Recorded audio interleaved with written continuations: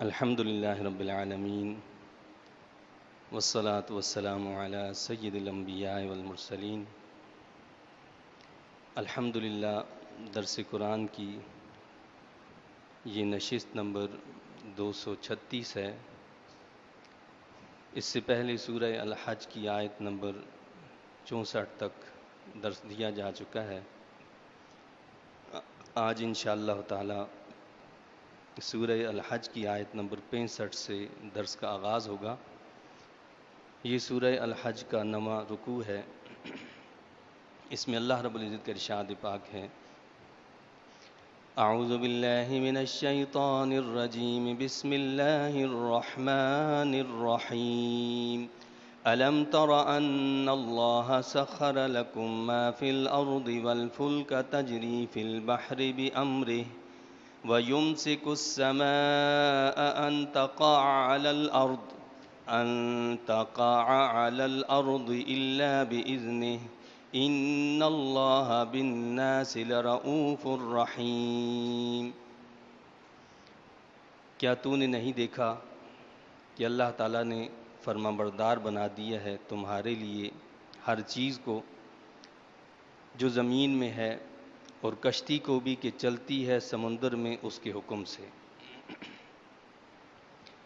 اس سے پہلے اللہ تعالیٰ نے آگاہ کیا تھا کہ کائنات کی ہر شے کا مالک اللہ رب العزت ہے، یعنی اس کی قدرت کا بیان تھا، اور بتایا یہ گیا تھا کہ اللہ تعالیٰ ہی ہے جو سب سے بے پرواہ اور ہر تعریف کا مستحق ہے۔ تو اللہ رب العزت کی قدرت کے بیان کے بعد اللہ تعالیٰ نے اپنے انعامات اور اکرامات کا، احسانات کا تذکرہ فرمایا ہے کہ اللہ نے انسان پر کتنے احسانات فرمائے ہیں۔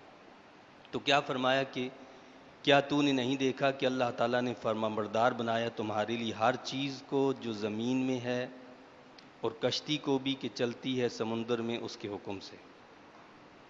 یعنی اس زمین میں ہر شے کو اللہ نے انسان کا فرمانبردار بنا دیا ہے، چاہے وہ کشتیاں ہوں، وہ سمندر میں چلنے والے جہاز ہوں، وہ بڑے بڑے حیوانات ہوں کہ جن کا انسان مقابلہ کر ہی نہ سکے، لیکن اللہ نے ان کو انسان کے تابع کر دیا، انسان کا فرمانبردار بنا دیا ہے۔ یہ بڑے بڑے پہاڑ اور یہ بڑی بڑی چیزیں جو بظاہر بہت ہی بڑی اور مشکل نظر آتی ہیں، ساری انسان کے فرمانبردار بنا دی۔ پتھر سے زیادہ سخت کوئی چیز نہیں، اللہ نے اس کو بھی انسان کے تابع فرمان کر دیا، جیسا چاہتا ہے انسان بنا لیتا ہے۔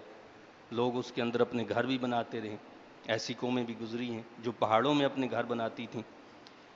اسی طرح لوہے سے زیادہ وزنی کوئی چیز نہیں، اللہ نے اس لوہے کو بھی انسان کے ہاتھ میں نرم کر دیا، اور آگ سے زیادہ سخت جلانے والی کوئی چیز نہیں، اس آگ کو بھی اللہ نے انسان کے تابع فرمان کر دی۔ تو مقصد یہ ہے کہ ہر چیز کو اللہ نے انسان کا فرمانبردار بنایا۔ یہ اس اللہ کا کتنا احسان ہے، یہ کتنی اس کی بڑی کرم نوازی ہے، جس پر انسان کو ہر وقت اللہ کے سامنے سر بسجود رہنا چاہیے۔ اور فرمایا کہ اور اس نے روکا ہوا ہے آسمان کو کہ گر نہ پڑے زمین پر بجز اس کے فرمان کے۔ یہ آسمان بھی اللہ نے روک کر رکھا ہے۔ اس فضا کے اندر آپ دیکھیں، نہ جانے کیا کیا چیزیں ہیں، کیسے کیسے کرے اللہ نے رکھے ہیں، اور ایک ایسا سسٹم، ایک ایسا نظام بنا رکھا ہے کہ وہ اپنی ایک ترتیب سے، اپنے ایک توازن سے سب کچھ چل رہا ہے۔ اگر ذرا اس میں خلل واقع ہو جائے تو سب کچھ تباہ اور برباد ہو جائے۔ ایوب خان کے دور میں غالباً امریکہ کے اندر شہاب ثاقب کا ایک ٹکڑا گرا تھا، جس سے تقریباً 500 لوگ مر گئے تھے اور کئی عمارتیں تباہ ہو گئی تھیں، صرف ایک ٹکڑا۔ تو جہاں پورا آسمان گر جائے، یا یہ جو پورا نظام اللہ نے اس فضا کے اندر رکھا ہوا ہے، یہ سارا گر جائے تو کیا حال ہوگا؟ تو اللہ نے فرمایا، اپنے احسان کا ذکر کیا، اور اس نے روکا ہوا ہے آسمان کو کہ گر نہ پڑے زمین پر بجز اس کے فرمان کے۔ یعنی اس کا مطلب یہ ہے کہ ایک دن ایسا آنے والا ہے کہ جب یہ سب کچھ تباہ اور برباد ہو جائے گا، جب وہ حکم فرمائے گا تو سب کچھ گر پڑے گا، سب کچھ تباہ ہو جائے گا، سب کچھ ہلاک ہو جائے گا۔ لیکن جب تک اس کا حکم نہیں ہے تو یہ سارا نظام تھما ہوا ہے، بغیر ستونوں کے اللہ نے آسمان کو قائم رکھا ہوا ہے۔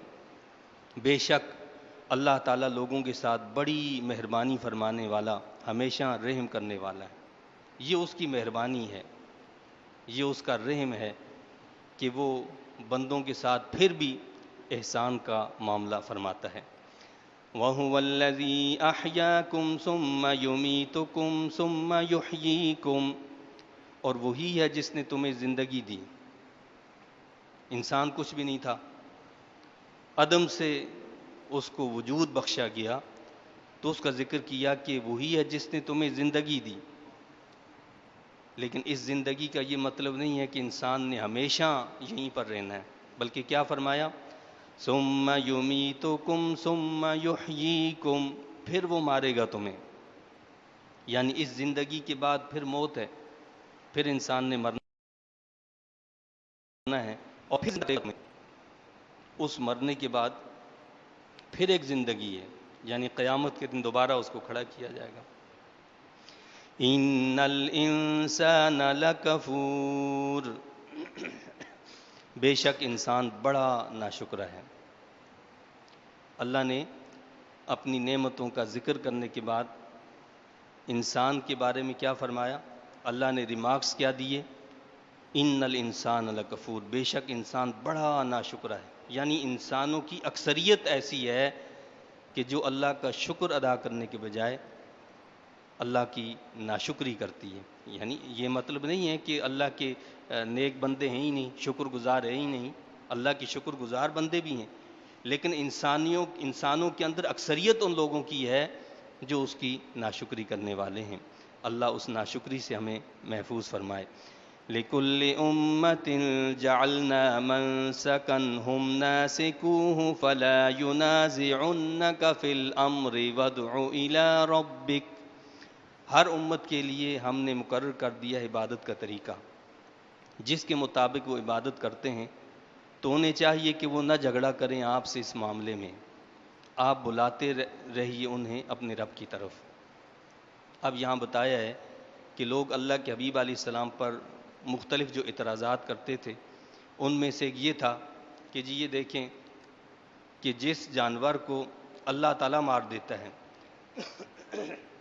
یعنی جو جانور خود مر جاتا ہے، مردار ہوتا ہے، اسے تو یہ لوگ نہیں کھاتے، اور جسے اپنے ہاتھوں سے ذبح کرتے ہیں اس کو کھا لیتے ہیں، ٹھیک ہے؟ یا قربانی کے جو طریقے ہیں مختلف، پہلی شریعتوں میں مختلف رہے، اس شریعت میں مختلف ہیں، یا دیگر عبادات ہیں، پہلی شریعتوں میں مختلف رہیں، اس شریعت میں مختلف ہیں، تو فرمایا کہ ہر امت کے لیے ہم نے مقرر کر دیا ہے عبادت کا طریقہ۔ اللہ نے ان لوگوں کا رد کرتے ہوئے بتایا کہ ہر امت کے لیے ہم نے عبادت کا ایک طریقہ رکھا، پہلے لوگوں کا اپنا طریقہ تھا، اس امت کے لیے اپنا طریقہ ہے۔ یہ کوئی نئی بات نہیں ہے، اللہ تعالیٰ نے تمام انبیاء علیہ السلام کو دین ایک دیا ہے، شریعتیں مختلف دی ہیں۔ جب کوئی رسول کتاب لے کر آیا ہے تو نئے احکامات لے کر آیا، تو جو احکامات وہ رسول لے کر آیا ان کی تعمیل کرنا ضروری ہے۔ اسی طرح محمد عربی صلی اللہ علیہ وسلم اپنے ساتھ جس شریعت کو لے کر آئے اس کے اپنے احکامات ہیں، لہٰذا جو نبی پر ایمان رکھنے والا ہوگا وہ اللہ کے نبی کی ہر بات کی تعمیل کرے گا۔ تو فرمایا کہ ہم نے مقرر کر دیا عبادت کا طریقہ جس کے مطابق وہ عبادت کرتے ہیں، تو انہیں چاہیے کہ وہ نہ جھگڑا کریں آپ سے اس معاملے میں، یعنی یہ ایسی بات نہیں ہے کہ جس میں جھگڑا کریں، پہلے لوگوں کا اپنا طریقہ تھا، اس شریعت کا اپنا طریقہ ہے، تو جھگڑنے والی بات نہیں ہے، بلکہ اس میں ان کو بات کو تسلیم کر لینا چاہیے۔ پھر بھی اللہ نے اپنے حبیب علیہ السلام کو فرمایا کہ وَادْعُ إِلَىٰ رَبِّكَ، آپ بلاتے رہیے انہیں اپنے رب کی طرف، آپ کا کام ہے، آپ کی ذمہ داری ہے لوگوں کو اللہ کی طرف بلائیں، آپ یہ بلاتے رہیں۔ یہ برا بلا کہتے ہیں، یہ اعتراضات کرتے ہیں، یہ سازشیں کرتے ہیں، یہ طوفان بدتمیزی کرتے ہیں، آپ اس کی پرواہ کیے بغیر وَادْعُ إِلَىٰ رَبِّكَ، اپنے رب کی طرف بلاتے رہیں۔ کیوں؟ انک لعلی ھدی مستقیم، اے محبوب صلی اللہ علیہ وسلم آپ بے شک سیدھی راہ پر گامزن ہیں۔ اللہ تعالیٰ سرٹیفکیٹ دے رہا ہے، گارنٹی دے رہا ہے کس بات کی؟ کہ آپ سیدھی راہ پر ہیں، آپ لوگوں کو سیدھی راہ کی طرف بلاتے رہیں۔ وَإِن جَادَلُوكَ فَقُلِ اللَّهُ أَعْلَمُ بِمَا تَعْمَلُونَ، اور اگر وہ پھر بھی آپ سے جھگڑا کریں تو آپ صرف اتنا فرما دیجئے کہ اللہ تعالیٰ خوب جانتا ہے جو تم کر رہے ہو۔ یعنی اس کے باوجود اگر وہ جھگڑتے ہیں تو آپ اتنا فرما دیں کہ اللہ خوب جانتا ہے جو تم کرتے ہو۔ اللہ یحکم بینکم یوم القیامت فیما کنتم فیہ تختلفون، اللہ تعالیٰ فیصلہ فرمائے گا تمہارے درمیان قیامت کے دن ان امور کے بارے میں جن میں تم اختلاف کرتے رہتے ہو۔ یعنی جن معاملات، جن چیزوں کے بارے میں اختلاف کرتے ہو ان کو اللہ خوب جانتا ہے، لہٰذا ان کو چھوڑ دو، ان کا فیصلہ اللہ تعالیٰ قیامت کے دن خود فرما دے گا تمہارے درمیان۔ الم تعلم ان اللہ یعلم ما فی السماء والارض، کیا آپ نہیں جانتے کہ اللہ تعالیٰ جانتا ہے جو کچھ آسمان اور زمین میں ہے۔ ان ذالک فی کتاب، یہ سب کچھ ایک کتاب میں لکھا ہوا ہے۔ کیا فرمایا اللہ نے؟ کہ جو کچھ آسمانوں اور زمینوں میں ہے وہ سب اللہ جانتا ہے، اور یہ سب کچھ ایک کتاب میں لکھا ہوا ہے، سب کچھ پہلے سے آن دا ریکارڈ ہے، لوح محفوظ کے اندر لکھ دیا گیا ہے۔ اور حدیث شریف میں آتا ہے کہ زمین و آسمان کے پیدا کرنے سے 50,000 سال پہلے، زمین و آسمان کے پیدا کرنے سے 50,000 سال پہلے اللہ تعالیٰ نے انسانوں کی تقدیروں کو لکھ دیا تھا۔ یعنی انسان کے بارے میں سب کچھ پہلے سے لکھا جا چکا ہے۔ اور ایک اور حدیث شریف ہے جس میں ترمذی شریف کی حدیث ہے، فرمایا گیا ہے کہ اللہ کے نبی صلی اللہ علیہ وسلم ایک دن صحابہ کرام کے پاس تشریف لائے تو آپ کے پاس 2 کتابیں تھیں، ایک دائیں ہاتھ میں تھی ایک بائیں ہاتھ میں تھی۔ تو اللہ کے نبی صلی اللہ علیہ وسلم نے خود سوال کیا، سوال یہ فرمایا کہ تمہیں معلوم ہے کہ یہ کیا ہے؟ تو صحابہ کرام نے عرض کی کہ یا رسول اللہ صلی اللہ علیہ وسلم ہمیں معلوم نہیں ہے، آپ جو بتائیں گے اسی سے ہمیں پتہ چلے گا۔ تو اللہ کے نبی صلی اللہ علیہ وسلم نے فرمایا کہ یہ جو دائیں ہاتھ میں کتاب ہے یہ وہ کتاب ہے جس میں تمام جنتی لوگوں کے نام لکھے جا چکے ہیں، ان کے والدین کے، ان کے دادوں کے نام لکھے جا چکے ہیں، ان کے قبیلوں کے نام لکھے جا چکے ہیں۔ اور پھر فرمایا کہ یہ جو بائیں ہاتھ میں کتاب ہے اس میں تمام جہنمیوں کے نام لکھے جا چکے ہیں، ان کے باپ دادا اور ان کی قبیلوں کے نام لکھے جا چکے ہیں۔ صحابہ کرام نے عرض کی کہ یا رسول اللہ صلی اللہ علیہ وسلم جب بات ایسی ہے کہ سب لکھا جا چکا ہے تو پھر یہ عمل کیسا؟ عمل کر کے کیا کرنا ہے؟ تو اللہ کے نبی صلی اللہ علیہ وسلم نے کیا فرمایا؟ فرمایا کہ صحیح صحیح عمل کرتے رہو، ٹھیک ٹھیک کام کرتے رہو، جو صحت کے زیادہ قریب ہو وہ کام کرتے رہو، اس لیے کہ جو جنتی ہوگا اس کا خاتمہ اللہ تعالیٰ جنتیوں والے اعمال پر کرے گا، اگرچہ کہ اس نے کچھ بھی کیا ہو۔ جو جنتی ہوگا اس کا خاتمہ جنتیوں والے اعمال پر کیا جائے گا، اور اسی طرح فرمایا کہ جو جہنمی ہوگا، جو دوزخی ہوگا، اس کا خاتمہ جہنمیوں والے اعمال پر کیا جائے گا، اگرچہ کچھ بھی کرتا رہا ہو۔ اور کتاب بند ہو چکی ہے، کیا فرمایا؟ اس میں نہ ذرا اضافہ ہوگا نہ اس میں کوئی کمی کی جائے گی، اس کتاب میں نہ اضافہ ہوگا نہ کمی کی جائے گی۔ تو رب کائنات نے سب کچھ پہلے سے یہ لکھ دیا ہے۔ لکھنے کا یہ مطلب نہیں ہے کہ ہم مجبور ہیں، یہ مثال پہلے بھی آپ کو دے چکا ہوں میں کہ ایک استاد، ایک ٹیچر، پڑھانے والا، ایک کام سکھانے والا، وہ اپنے شاگردوں کے بارے میں جانتا ہے کہ کس کے اندر کیا صلاحیت ہے۔ اگر کہہ دیا جائے کہ جی ان سب سے ہم امتحان لیتے ہیں، ٹیسٹ لیتے ہیں، تو استاد پہلے سے بتا دیتا ہے کس نے فیل ہونا ہے، کس نے کامیاب ہونا ہے۔ حالانکہ اس کے بتانے میں غلطی کا امکان موجود ہے، لیکن چونکہ اس کا تجربہ ہے، وہ اپنے تجربے سے بتاتا ہے کہ یہ کامیاب ہو جائے گا، یہ ناکام ہوگا۔ رب کائنات تو ماضی، حال، مستقبل سب سے واقف ہے کہ اس انسان کو میں پیدا کروں گا تو اس نے کیا کرنا ہے۔ وہ مستقبل کو بھی دیکھتا ہے کہ اس نے پیدا ہو کر کیا کیا کرنا ہے۔ جو اس نے کیا ہے وہ لکھ دیا گیا، اللہ تعالیٰ نے پہلے لکھ دیا کہ اس نے یہ کام کرنے ہیں، تو مجبور کوئی نہیں ہے۔ اللہ نے انسان کو با اختیار بنایا ہے، وہ جتنا بھی اس کو اختیار دیا ہے، جس پر سزا اور جزا ہے اسی کے مطابق لکھا جا چکا۔ تو کیا فرمایا کہ یہ سب کچھ ایک کتاب میں لکھا ہوا ہے۔ ان ذلک علی اللہ یسیر، بے شک بلندی اور پستی کی ہر چیز کو جان لینا اللہ تعالیٰ پر آسان ہے۔ وَيَعْبُدُونَ مِن دُونِ اللَّهِ مَا لَمْ يُنَزِّلْ بِهِ سُلْطَانًا وَمَا لَيْسَ لَهُم بِهِ عِلْمٌ، اور وہ پوجتے ہیں اللہ تعالیٰ کے سوا ان کو نہیں اتاری جن کے متعلق اللہ تعالیٰ نے کوئی سند، اور انہیں خود بھی ان کے بارے میں کوئی علم نہیں۔ وَمَا لِلظَّالِمِينَ مِن نَصِيرٍ، اور نہیں ہوگا ظلم و ستم کرنے والوں کا کوئی مددگار۔ یعنی اللہ کو چھوڑ کر جو دوسروں کی عبادت کرتے ہیں، دوسروں کی پوجا پاٹ کرتے ہیں، جس پر کوئی اللہ نے دلیل نہیں اتاری، کوئی سند نہیں اتاری، یہ تو وہ لوگ ہیں کہ جن کا کوئی مددگار ہی نہیں، ظالم لوگ ہیں، ان کا کوئی مددگار نہیں ہوگا۔ وَإِذَا تُتْلَى عَلَيْهِمْ آيَاتُنَا بَيِّنَاتٍ تَعْرِفُ فِي وُجُوهِ الَّذِينَ كَفَرُوا الْمُنكَرَ، اور جب تلاوت کی جاتی ہیں ان کے سامنے ہماری آیتیں صاف صاف، تو آپ پہچان لیتے ہیں کفار کے چہروں پر ناپسندیدگی کے آثار۔ یعنی اللہ کا کلام جب پڑھا جاتا ہے، اللہ کی آیات پڑھ کر جب سنائی جاتی ہیں اللہ کے دشمنوں کو، کفار کو، تو کیا ہوتا ہے؟ فرمایا کہ چہروں سے پتہ چل جاتا ہے۔ تعرف فی وجوہ الذین کفروا المنکر، تو آپ پہچان لیتے ہیں کفار کے چہروں پر ناپسندیدگی کے آثار، وہ اللہ کے کلام کو، اللہ کی آیات کو سننا ہی نہیں چاہتے ہیں۔ یکادون یسطون بالذین یتلون علیہم آیاتنا، یوں پتہ چلتا ہے کہ وہ عن قریب جھپٹ پڑیں گے ان لوگوں پر جو پڑھتے ہیں ان کے سامنے ہماری آیتیں۔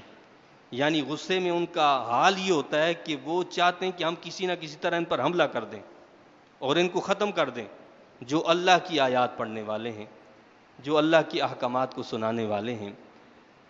قُلْ أَفَأُنَبِّئُكُمْ بِشَرٍّ مِّن ذَلِكُمْ، آپ فرمائیے کیا میں آگاہ کر دوں تمہیں اس سے بھی تکلیف دہ چیز پر؟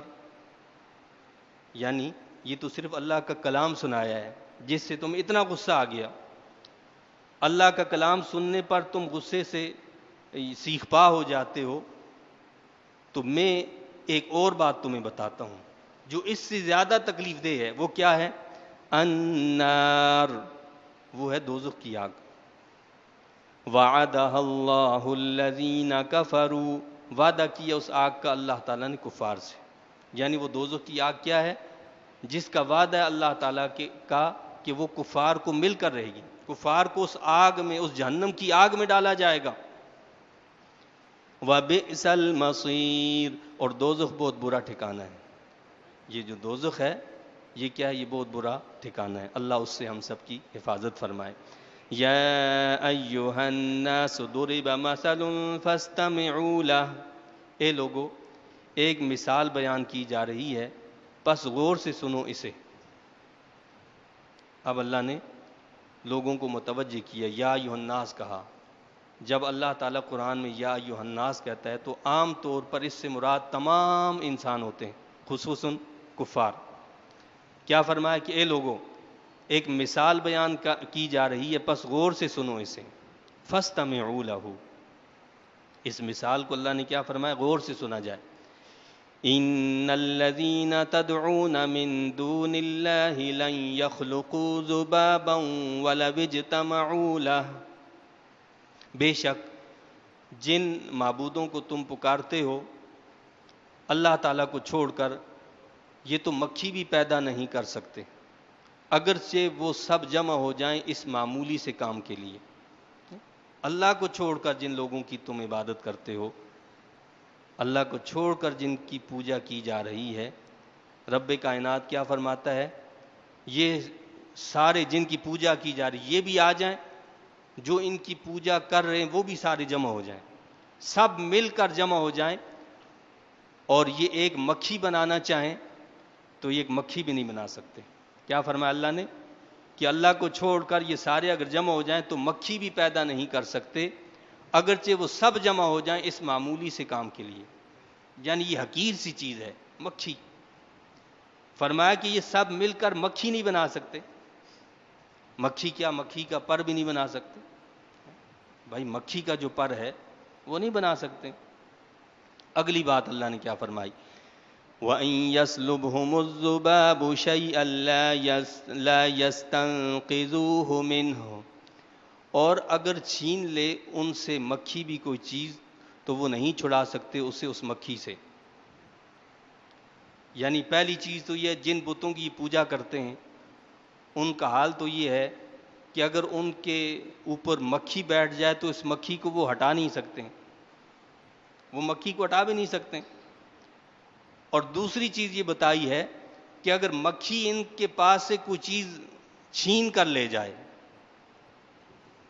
وہ کیا کرتے تھے بتوں کے سامنے مٹھائیاں رکھتے تھے اور طرح طرح کی چیزیں لا کر رکھ دیتے تھے، تو فرمایا کہ اگر مکھی ایک چیز ان سے چھین کر لے جائے، ان کے پاس اتنی طاقت نہیں ہے کہ اس مکھی سے وہ چیز چھین سکیں۔ اللہ نے کیسی مثال دی ہے؟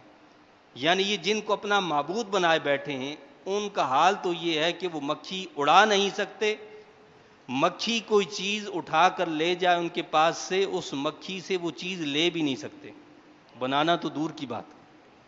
بھائی مکھی بنانا یہ تو بڑی بات ہے، فرمایا کہ مکھی کوئی چیز ان سے اٹھا کر لے جائے یہ اس سے وہ چیز چھین بھی نہیں سکتے۔ ضعف الطالب والمطلوب، کتنا بے بس ہے ایسا طالب اور کتنا بے بس ہے ایسا مطلوب، یعنی ایسا چاہنے والا اور ایسی وہ چیز جس کو چاہا جا رہا ہے، یہ کتنے بے بس ہیں۔ یعنی ان کے معبود کتنے بے بس ہیں، اور یہ چاہنے والے ان بتوں کو، ان معبودوں کو، یہ کتنے بے بس ہیں کہ نہ مکھی بنا سکیں، نہ مکھی اگر کوئی چیز اٹھا کر لے جائے اس کو واپس لے سکیں۔ یہ تو ان کا حال ہے، یہ ان کی کمزوری ہے۔ تو جو اتنا بھی نہ کر سکے کسی کی مدد، وہ کسی کا سہارا کیسے بن سکتی؟ قرآن میں اللہ نے ایک اور جگہ پر بھی مثال دی ہے کہ یعنی اللہ کے علاوہ، اللہ کو چھوڑ کر جن سہاروں کو انسان پکڑتا ہے ان کی مثال تو ایسے ہے جیسے کہ مکڑی کا جالا، مکڑی کا گھر جو ہے کتنا مضبوط ہوتا ہے، وہ ایک ہوا کا جھونکا اس کو تباہ کر کے رکھ دے۔ یعنی جتنا مکڑی کا جالا کمزور ہوتا ہے، اسی طرح یہ سارے جالے جو ہیں یعنی اللہ کو چھوڑ کر جو بنائے جاتے ہیں وہ اتنے کمزور ہیں۔ لیکن انسان کا ایمان، انسان کا عقیدہ جب کمزور ہو جاتا ہے تو وہ ان کمزور چیزوں کو طاقتور سمجھنے لگتا ہے اور ان کو مضبوط قلعے سمجھنے لگتا ہے۔ اور اللہ رب العزت جو ہمیں جو ہے اس بات کی تلقین کرتا ہے، ہمیں تعلیم دیتا ہے کہ میری ذات پر بھروسہ کرو تو جو حصار میں تمہیں عطا کروں گا، جو قلعہ میری طرف سے تمہیں ملے گا، جو حفاظت میری طرف سے ملے گی، اس کا مقابلہ پھر کوئی نہیں کر سکتا۔ ما قدر اللہ حق قدرہ، نہ قدر پہچانی انہوں نے اللہ تعالیٰ کی جیسے اس کی قدر پہچاننے کا حق تھا۔ بھائی اللہ کی قدر پہچانی ہوتی تو اللہ کو چھوڑ کر کسی کی عبادت کیوں کرتے؟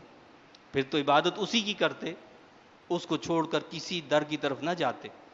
تو فرمایا کہ انہوں نے دراصل اللہ کی قدر کو پہچانا ہی نہیں، اس کی عظمتوں کو نہیں پہچانا، اس کے مقام، مرتبے اور شان کو نہیں پہچانا۔ ان اللہ لقوی عزیز، بے شک اللہ تعالیٰ بڑا طاقتور اور سب پر غالب ہے۔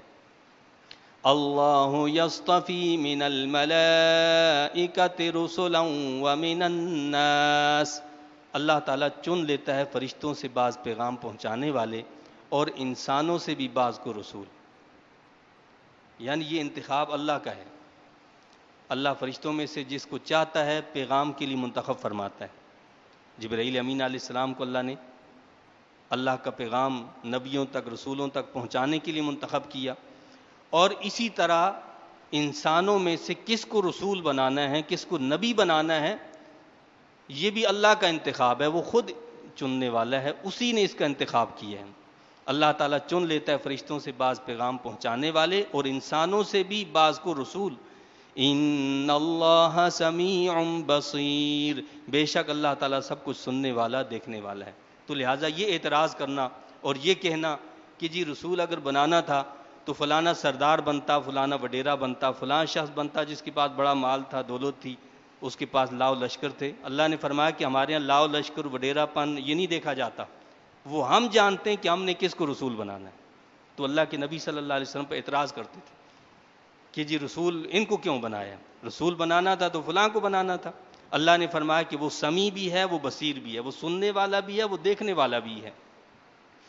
یعلم ما بین ایدیہم وما خلفہم، وہ جانتا ہے جو کچھ ان کے آگے ہے اور جو کچھ ان کے پیچھے ہے۔ وَإِلَى اللَّهِ تُرْجَعُ الْأُمُورُ، اور اللہ تعالیٰ کی طرف ہی لوٹائے جائیں گے سارے معاملات، سب معاملات کو پلٹ کر اللہ کے حضور ہی پہنچنا ہے۔ یا ایہا الذین آمنوا ارکعوا واسجدوا واعبدوا ربکم وافعلوا الخیر لعلکم تفلحون۔ اب یہاں خطاب ہے ایمان والوں سے، پہلے مطلقاً خطاب تھا یا ایھا الناس، یعنی تمام لوگوں سے خطاب تھا، اب خاص طور پر اہل ایمان کو مخاطب کیا اور اللہ نے حکم دیے کیا، یا ایھا الذین آمنوا، اے ایمان والو، ارکعوا واسجدوا، رکوع کرو اور سجدہ کرو، یعنی نماز پڑھو، اللہ کی عبادت کرو، واعبدوا، اور عبادت کرو، ربکم، اپنے پروردگار کی۔ کیا فرمایا؟ رکوع کرو سجدہ کرو۔ یہ رکوع اور سجدہ نماز کا لازمی جز ہیں، مراد یہ ہے کہ نماز پڑھو، نماز کی ادائیگی کے اہتمام کا خاص طور پر اللہ نے ذکر فرمایا یہاں پر۔ تو نماز بھی تو عبادت ہے، لیکن اللہ کیا فرماتا ہے؟ وَاعْبُدُوا رَبَّكُمْ، اور عبادت کرو اپنے پروردگار کی۔ نماز بھی پڑھنی ہے، اس کی عبادت بھی کرنی ہے۔ کیا مقصد؟ مطلب یہ ہے کہ نماز پڑھ کر اسی کو کافی نہ سمجھ لینا، بلکہ جتنے اللہ نے احکامات دیے ہیں کہ ان کاموں کو کرنا ہے اور ان کو نہیں کرنا، ان سب پر عمل کرنا، یہ ہے اس کی عبادت کرنا۔ کاروبار زندگی میں، معاملات زندگی میں، معاشرت میں، جتنے معاملات اللہ نے فرمائے ہیں، جیسے اس نے حکم دیا اس کی تعمیل کرنا، یہ ہے اس کی عبادت کرنا۔ وَافْعَلُوا الْخَيْرَ، اور ہمیشہ مفید کام کیا کرو۔ اس کے بعد کیا فرمایا؟ ہمیشہ مفید کام کیا کرو۔ وَافْعَلُوا الْخَيْرَ، نیکیوں کے کام کرتے رہا کرو۔ یہ نیکیوں کے کام کیا ہیں؟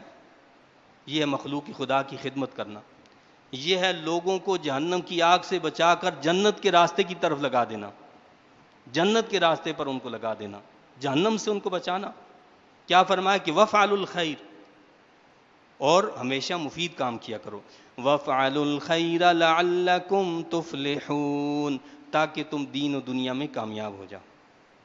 کامیابی کی ضمانت صرف اتنی نہیں ہے کہ آپ نے صرف نماز پڑھ لی اور جی بس کام ہو گیا۔ اللہ نے کیا فرمایا ہے؟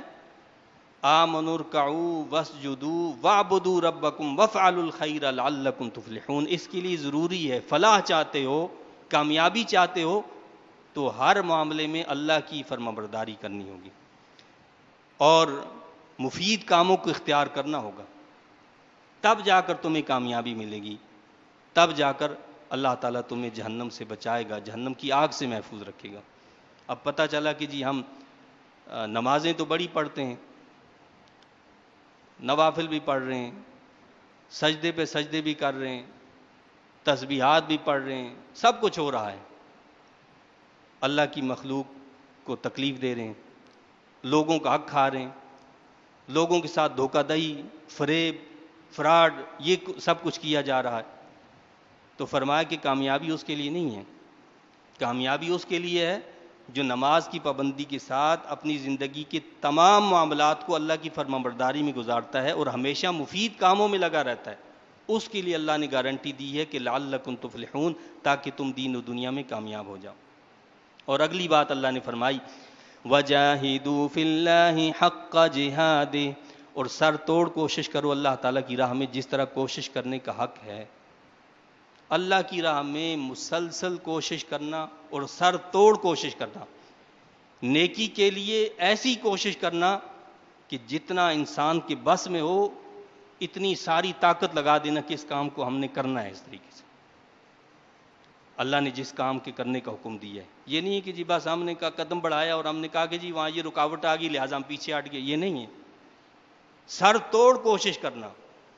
ایک جہاد کا مطلب تو یہ ہے کہ اللہ کی راہ میں جہاد کرنا، اس کی راہ میں نکلنا اور نکل کر دشمن کا مقابلہ کرنا، لیکن دوسرا کیا ہے؟ یعنی اس کی راہ میں انسان کو ہر وقت کوشش کرنا پڑے گی۔ آپ نیک کام کرنا چاہیں گے، آپ سیدھا چلنا چاہیں گے، آپ صراط مستقیم پر چلنا چاہیں گے، آپ حلال کھانا چاہیں گے، آپ حرام سے بچنا چاہیں گے، راستے میں بے شمار رکاوٹیں کھڑی ہوں گی۔ کہیں رشوت کے دروازے کھلے ہوئے ہیں، کہیں حرام کے دروازے کھلے ہیں، کہیں بدکاری بے حیائی کے دروازے، یہ ساری چیزیں ہوں گی۔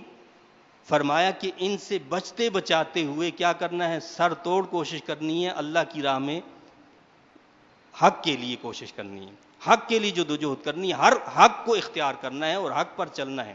تو کیا فرمایا کہ سر توڑ کوشش کرو اللہ کی راہ میں جس طرح کوشش کرنے کا حق ہے۔ هو اجتباکم وما جعل علیکم فی الدین من حرج، اس نے چن لیا تمہیں حق کی پاسبانی اور اشاعت کے لیے۔ کیا فرمایا؟ هو اجتباکم، اللہ نے تمہیں چن لیا ہے، تمہیں تو اللہ کا شکر گزار بننا چاہیے، تمہارا سر فخر سے بلند ہو جانا چاہیے کہ اللہ نے تمہیں چن لیا ہے۔ هو اجتباکم، کیوں چنا ہے؟ اس لیے کہ نبوت کا دروازہ بند ہو چکا، محمد رسول اللہ صلی اللہ علیہ وسلم کو اللہ تعالیٰ نے خاتم النبیین بنا کر بھیج دیا، اب آپ کے بعد کوئی نبی نہیں آئے گا۔ اب وہ کام جو پہلے نبیوں کے ذمے لگایا جاتا تھا، اللہ تعالیٰ نے اپنے حبیب کریم صلی اللہ علیہ وسلم کے امتیوں کے سپرد کیا ہے کہ اب اس کام کو آگے تم نے پہنچانا ہے، اس کو آگے لے کر تم نے لے جانا ہے، تو قیامت تک کے لیے اب کوئی نیا نبی نہیں آئے گا۔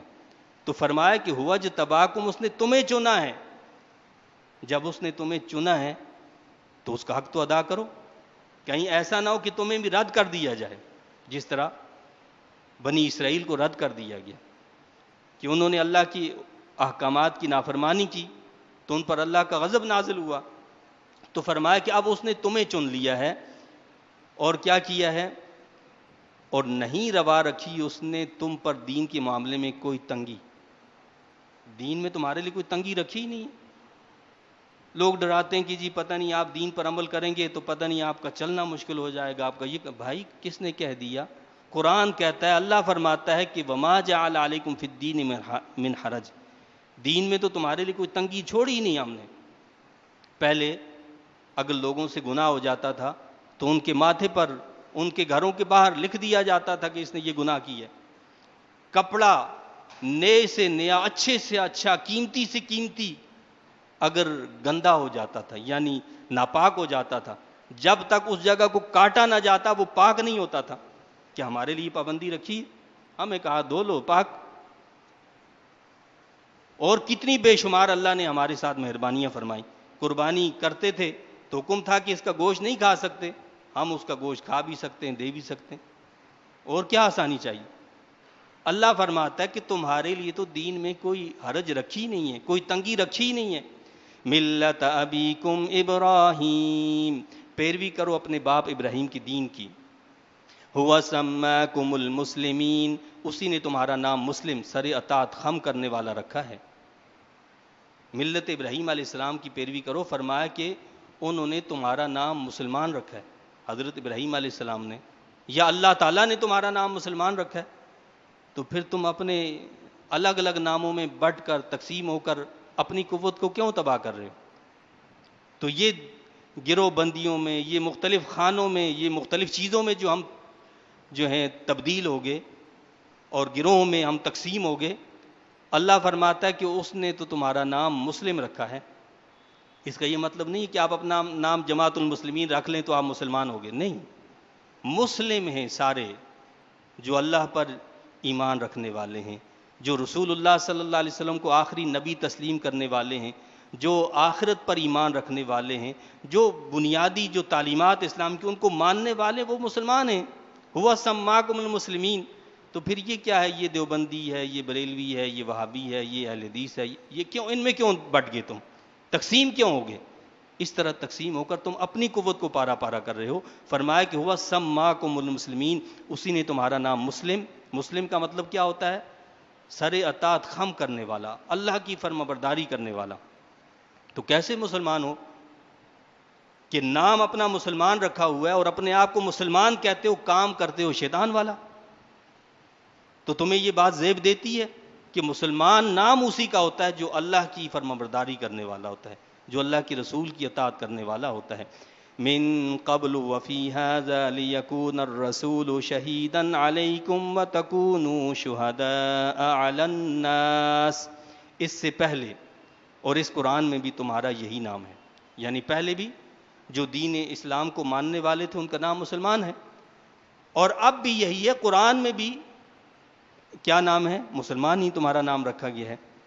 تو اس قرآن میں بھی تمہارا یہی نام ہے، تاکہ ہو جائے رسول کریم صلی اللہ علیہ وسلم گواہ تم پر. لیکون الرسول شہیدا علیکم وتکونوا شہداء علی الناس، اور تم گواہ ہو جاؤ لوگوں پر. اللہ نے بتایا ہے، یہ نص قطعی ہے، قرآن میں بتایا ہے کہ لیکون الرسول شہیدا، تاکہ رسول ہو جائے گواہ تم پر. آپ کو پتہ ہے گواہ کون ہوتا ہے؟ گواہ جانتے ہیں آپ کون ہوتا ہے؟ بھائی گواہ وہ ہوگا نا جس نے اس کام کو، معاملے کو دیکھا ہو، مشاہدہ کیا ہو. مشاہدہ نہیں کیا تو گواہ کہاں سے؟ قرآن کہتا ہے کہ لیکون الرسول شہیدا، تاکہ رسول تم پر گواہ ہو جائیں. قیامت کے دن رسول اللہ صلی اللہ علیہ وسلم اپنی ساری امت کی گواہی دیں گے. تو گواہ کون ہے؟ جو مشاہدہ کرتا ہے، جو دیکھتا ہے، جو اپنی آنکھوں سے دیکھے معاملے کو، وہ گواہ ہوتا ہے. تو قرآن نے واضح کر دیا، احادیث میں بھی اس کی تصدیق ملتی ہے. اگر بالفرض کوئی ایسی احادیث آتی ہیں جو اس کے برعکس ہیں، تو نص قطعی ہونے کے بعد ایسی حدیث کو قبول نہیں کیا جائے گا کہ جو نص قطعی کی مخالف ہو، جو نص قطعی کی خلاف ورزی کر رہی ہو. قرآن کہتا ہے کہ لیکون الرسول شہیدا علیکم، تاکہ رسول گواہ ہو جائیں تم پر. تو قیامت کے دن اللہ کے رسول صلی اللہ علیہ وسلم ہماری گواہی دیں گے. حدیث پاک ہے جس کا مفہوم یہ ہے کہ نبی پاک صلی اللہ علیہ وسلم نے فرمایا کہ میری امت کے اعمال مجھ پر پیش کیے جاتے ہیں، یہاں تک کہ راستے سے اگر کوئی کانٹا ہٹا دیتا ہے وہ بھی پیش کیا جاتا ہے اچھے اعمال میں سے، اور برے اعمال میں سے اگر کوئی مسجد کے اندر ناک پھینکتا ہے اس کو بھی میرے سامنے پیش کیا جاتا ہے. برے اعمال میں سے اس کو بھی میرے سامنے پیش کیا جاتا ہے. تو مشاہدہ کروایا جاتا ہے، اللہ کرواتا ہے. یہ طاقت، یہ قدرت دینے والا اللہ ہے. تو اللہ خود فرما رہا ہے کہ لیکون الرسول شہیدا علیکم، تاکہ رسول گواہ ہوں تم پر.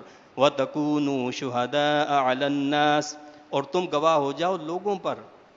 قیامت کے دن امتوں کو لایا جائے گا، نبیوں کو بلایا جائے گا، پوچھا جائے گا تم نے میرا پیغام لوگوں تک پہنچایا؟ وہ کہیں گے پہنچایا. امتیں انکار کریں گی کہ نہیں، ہم تک نہیں پہنچایا.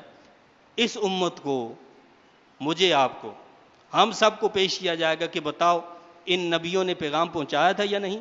تو ہم یہ کہیں گے کہ مولا ان نبیوں نے اپنا پیغام جو تو نے ان کو دیا تھا اپنی امتوں کو پہنچا دیا. وہ کیسے پہنچا دیا؟ تمہیں کیا پتا، تم نے دیکھا ہے؟